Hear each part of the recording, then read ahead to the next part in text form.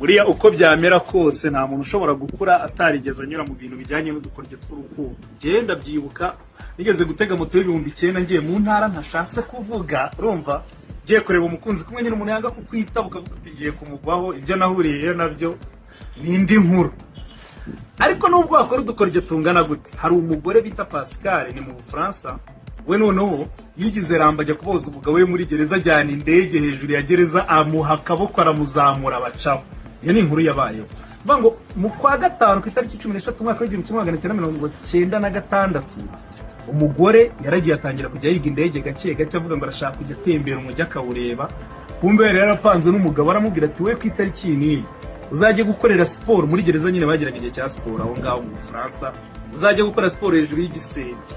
Umugore ko yagiye akodesha indege ngo ari kwiga, aragenda aza hejuru ya gereza yoherereza umugabo w'umugozi arazamuka bacaho kubera urukundo.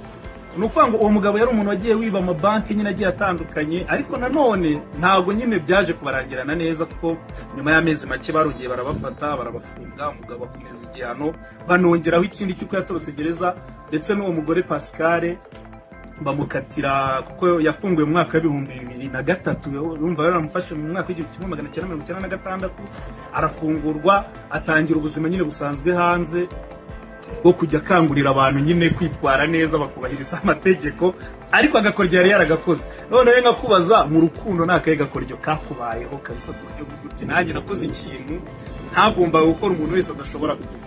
Duhurira muri comment.